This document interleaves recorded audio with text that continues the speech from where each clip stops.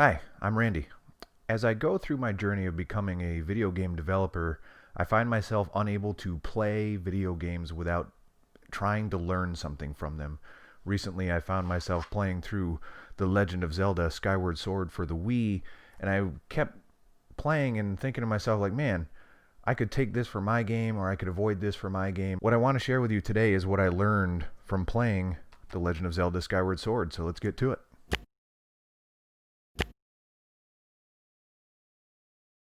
Like many of you, I'm sure I love the Legend of Zelda series. It's one of my favorite series. You could take any Zelda game and learn so many things from it. You could do a study on probably any singular game in the series.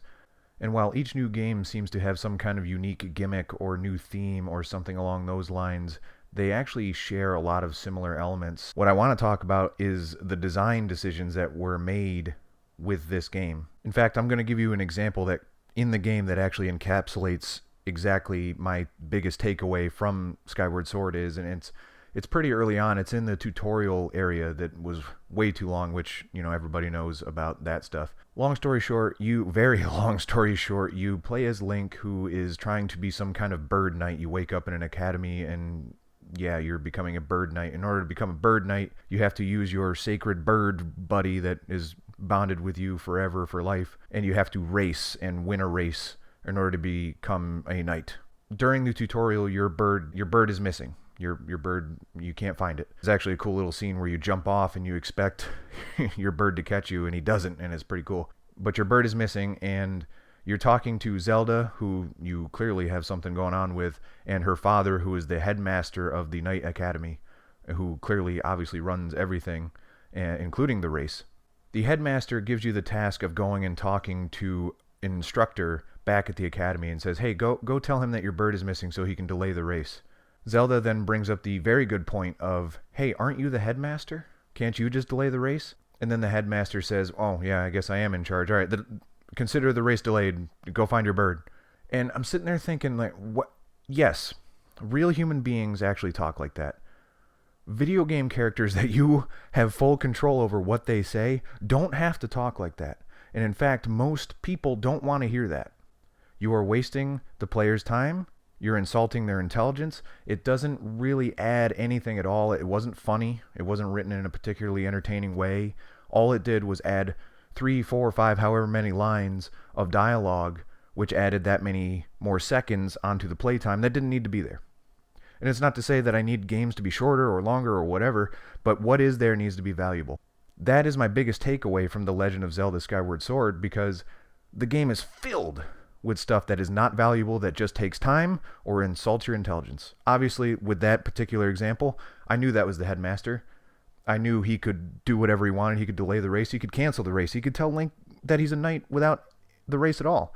But that's not what happened. We had to go through the whole rigmarole because I don't know why, you know. Throughout the game, you will run into these things where either you figured it out already or you just didn't need to know in general. And there are also tons of things that the game asks you to do that you really shouldn't have to do. Just random errands running around. Whenever you get a big key item to continue on to progress, almost immediately your dumb little sword buddy comes up and says, oh, here's how you use it. And I'm like, when you don't...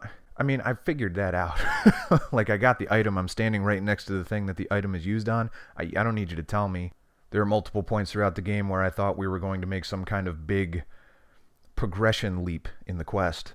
And it is always halted with some kind of, oh, well, you got to go back to this area. Oh, and then once you get to that area, in order to move forward through this area that you've already been to, by the way, stop, grab something, come back to this area, and then you can progress a little bit more, and then you might have to go somewhere else and come back, and none of it is fun. That's the thing. And it's very frustrating. It adds a lot of time. I don't have time. It's not valuable time to me. You know, it's not productive. I'm not learning anything from that other than trying to be patient. And it's frustrating because I love the way these games play. I think better than any other game ever, it allows the player to enter a flow state where they're not thinking about anything else. You're in there solving puzzles and fighting, and you're just making all these decisions in your brain and weighing the different options of how you solve things, and it's just magic. I love the way it feels.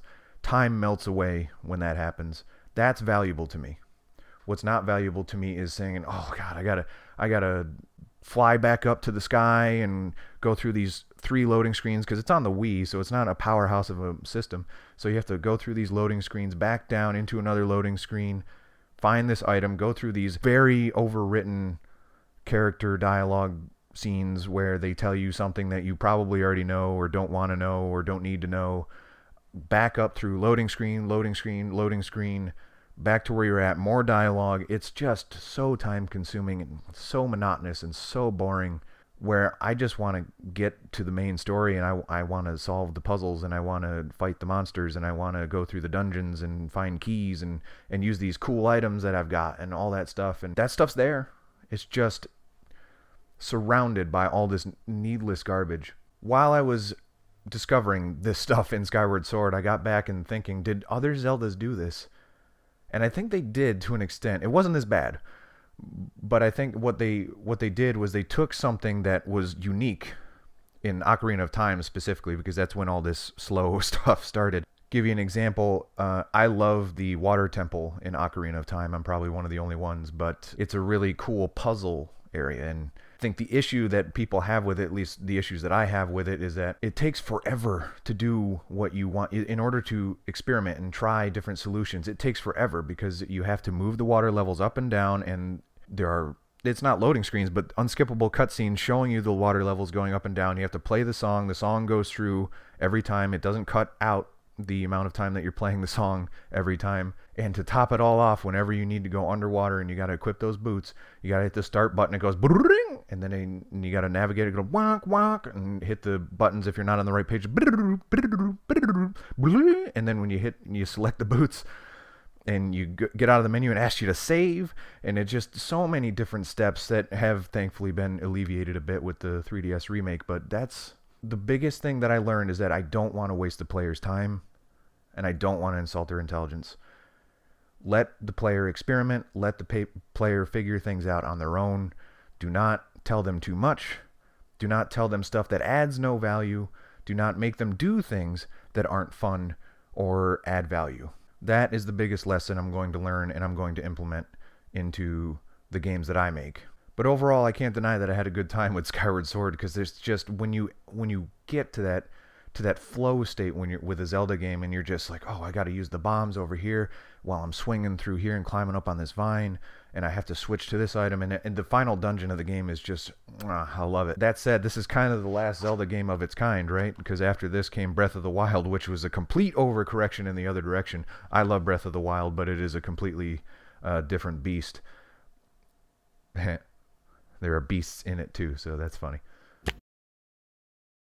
But what do you think? Do you agree with me? What lessons did you learn from, or what lessons did I miss, or is there anything that you think I should touch on or implement for my own games or implement for your games?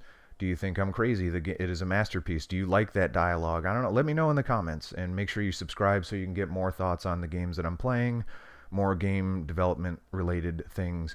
Like this video, help me out, help a brother out, please. And I think that's going to do it. See ya. Wonk, wonk.